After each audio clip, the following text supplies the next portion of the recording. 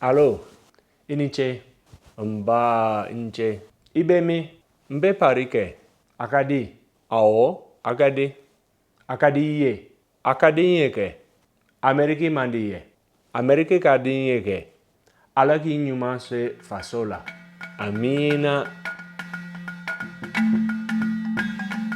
Auniche, audanse, welcome to another episode of Basic Bambara. Ntogoko Kolman, Noye Adama Daloye Farafina. My name is Coleman. This is a project from Ankata, my initiative to create media and resources for speaking and learning Manding. Are you new here? Think about subscribing. In this episode, we're going to cover how to express the concept behind the English verb to like in Bambara and in Manding in general.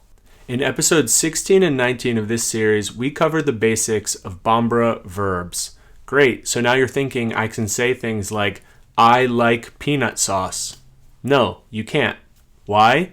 Because Bamarakando Anglecante. It's Bambara, not English. In English, we typically use a verb to express the idea of liking or appreciating something. In Bambara, there's a totally different strategy. We're going to say something that more literally translates to something like, it is pleasing to me.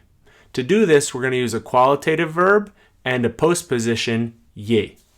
Think I go a little bit fast in this video. There's a link down in the description below that can give you access to a text, audio flashcards, and interactive exercises that go along with every video in the Basic Bambara series. Otherwise, Ankata! As you recall from episode 10 of this series, qualitative verbs are a special category of word that is used to describe things. To use them affirmatively, we use the predicate marker ka, and to use them negatively, we use the predicate marker mang. For instance, Jula kanka di, meaning Jula is nice or pleasing, as in Jula is a nice language to learn or to speak. Jula kanka di. Or, in the negative, Bambara mai, meaning discord isn't good, as in it's not good to not get along. Bambara mai. In Bambara, the concept behind the English verb to like is most typically expressed using the qualitative verb di, which means pleasing or pleasant, and the postposition ye. For instance, Tigedege di nye, meaning peanut sauce is pleasing to me, or more literally, Tigedege nang peanut sauce kadi is pleasing nye, me too. So this means something like, I like peanut sauce, but more literally, peanut sauce is pleasing to me. Tigedege nang kadi nye. Note that this means that in Bambara, we typically start our sentences with the thing that we like or dislike. For instance, Kele mandi anye, meaning we don't like fighting, or more literally, fighting is not pleasing us for. Kele mandi anye. The postposition ye has a range of different uses, but the structure that we just learned, blank ka or mandi blank ye, highlights one of its most frequent ones, the benefactive. Why benefactive? Because it frequently carries a meaning of benefit, even if we can often translate it into different terms in English. For instance, afonye, meaning say it to me, as in tell me or say it to me. Afonye. Or cheye baranyumanke anye, meaning the man did good work for us. Cheye baranyumanke anye. To fully understand ye, it's useful to unpack the special subcategory of words of which it is a part, formal postpositions. As I covered in episode 11 on situatives, postpositions are a category of word akin to English prepositions, like in, on, under, except they appear after the noun.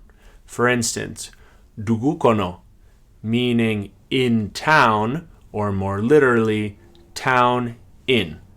Formal postpositions are a special subcategory of the broader group known as postpositions. We call them formal because they have unclear etymologies. We aren't exactly sure what words they may have come from historically, and they have a range of translations. It's actually best not to try to translate them one-to-one with a specific word in English. Instead, it's better to think of them in terms of underlying semantic values. You've already seen 2 of these formal postpositions in episode 11, and now you just picked up a third. But here's all 4 of them at the same time. We have la, which is the most general location postposition, and it can frequently be translated as in, on, or at. Then we have fait, which frequently lines up with the French word chez, which in English sometimes means at the place of, though you may also find it convenient to translate this with the word by, as in by the river.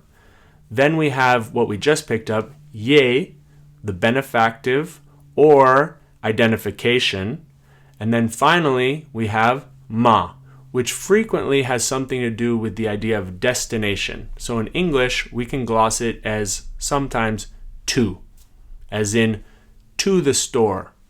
Keep in mind, these are just rough guidelines. There are many other values associated with the different formal postpositions. And in general, you can only really learn them properly within the context of particular expressions or usages. Case in point, we can make a similar sentence to the one that we just learned, blank ka or man di, blank ye, which translate to something like to like in English, with the qualitative verb gelin, meaning difficult, and the postposition ma. For instance, Bamanakan ka gelin ma, meaning Bambara is difficult for me. Bamanakan ka gelin ma. Here, ma was translated as for. But if we use ma with another verb, a regular verb this time, we'll get a completely different translation. For instance, Karamogoye kitabu di kalandemma, meaning the teacher gave a book to a student. Karamogoye kitabu di kalandemma. Aiwa, now it's your turn. Muka di auye. What do you like? Post it down in the comments below. I'll try to hit you back. Otherwise, did you like this video? Think about giving me a thumbs up. Or, if you really like this video, think about becoming a patron or throwing me a tip. There's a link down the description below. Aiwa, ni diaranye, alakawati were yira anna, auniche kambe.